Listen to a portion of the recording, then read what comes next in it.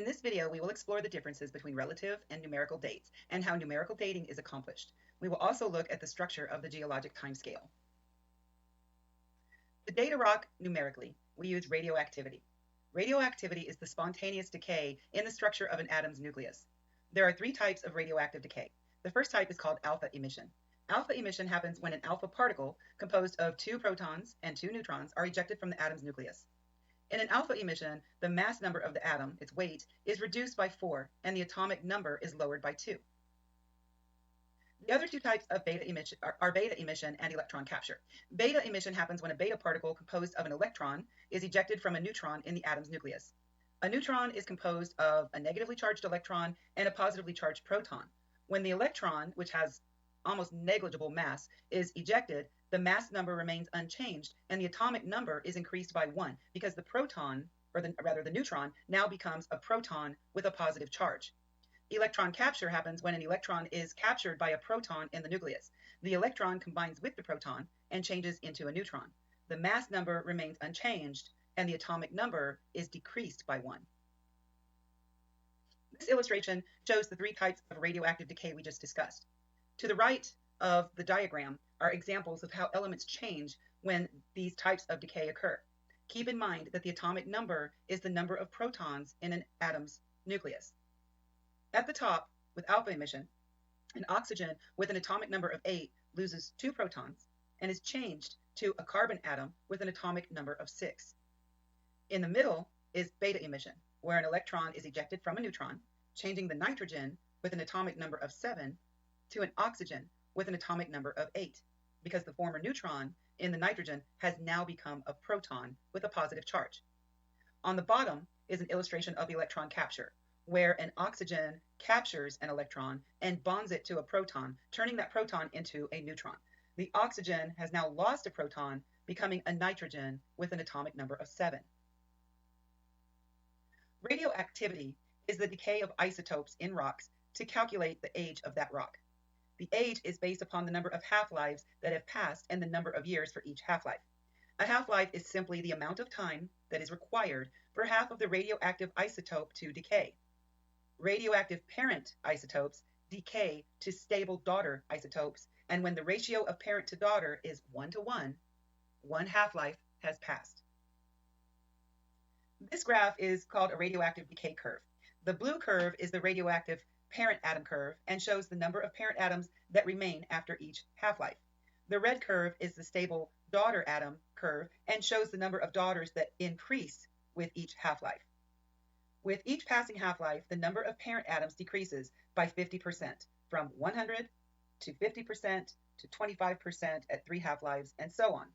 So, if a sample has 25% parent atoms, that would mean that 2 half-lives have passed. If a half-life for that element is 10 years, that means the sample is 20 years old, because 2 half-lives times 10 years per half-life equals 20 years. As we saw on the decay curve in the previous slide, with each passing half-life, 50% of the remaining parents decay to daughter atoms. As the parent atoms decrease, the daughter atoms increase.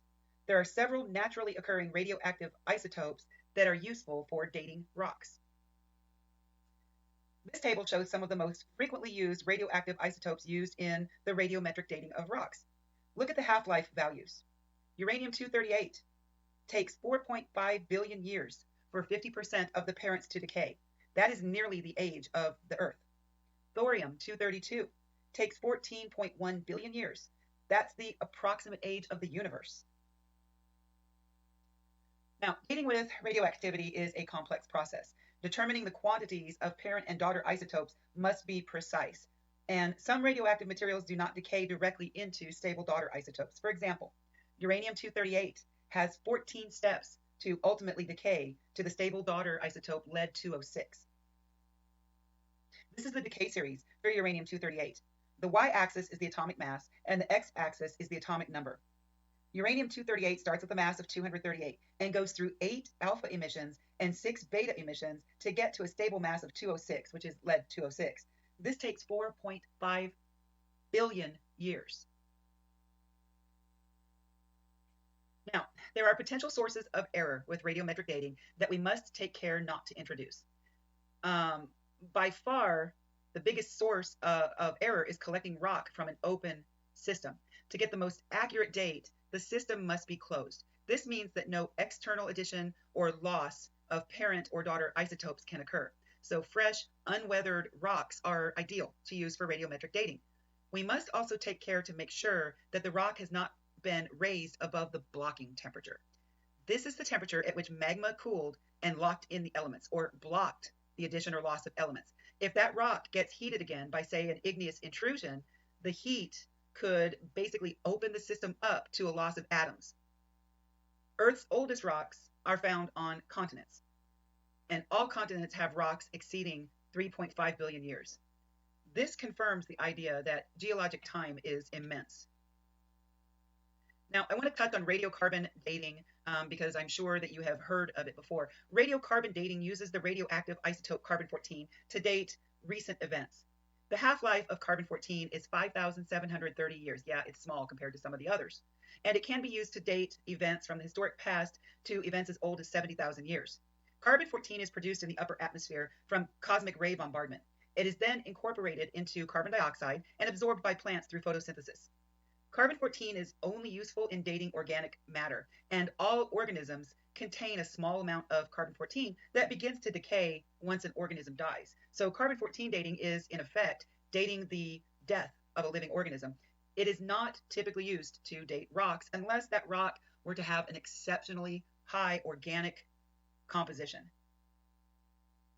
Sedimentary rocks can rarely be dated directly by radiometric means because they are made up of pieces of other material that all have different ages.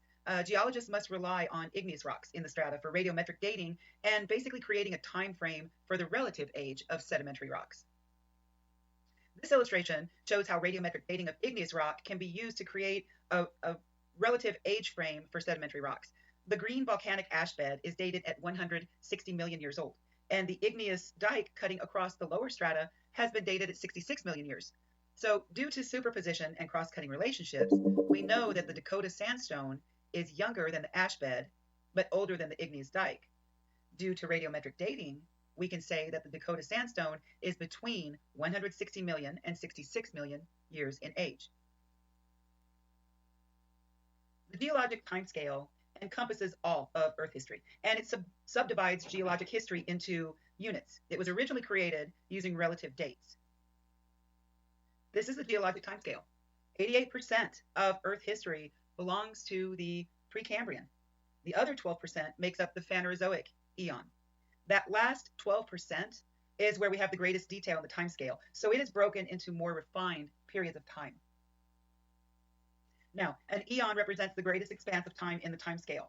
The Phanerozoic eon, Phanerozoic meaning visible life, is the most recent eon, which began about 542 million years ago. Eons are divided into smaller periods of time, known as eras. The Phanerozoic eon is divided into three eras: the Paleozoic, or ancient life, the Mesozoic, or middle life, and the Cenozoic, or recent life. Each Phanerozoic era is divided into periods. The Paleozoic era has 7 periods. The Mesozoic and Cenozoic eras each have 3 periods. Each period is further divided into epochs. Except for the 7 recent epochs in the Cenozoic, most epochs are termed early, middle, and late. Now, the 4 billion years prior to the Cambrian period are divided into 2 eons and are often collectively referred to as the Precambrian, an informal term for this period of time. The Precambrian eons are the Proterozoic, meaning before life, and the Archean, meaning ancient. Less is known about Earth the further back in geologic time we go. The time before the Archean is generally termed the Hadean, which is another informal term. During the Precambrian, simple life forms that lacked hard parts, such as algae, bacteria, worms, and fungi existed. The first abundant fossil evidence, however, does not appear until the beginning of the Cambrian period. Many Precambrian rocks are also highly deformed metamorphic rocks, so any fossils preserved in them have usually been highly deformed or even destroyed altogether. This is the end of part 3. In part 4, we will look at types of fossils and modes of fossil preservation.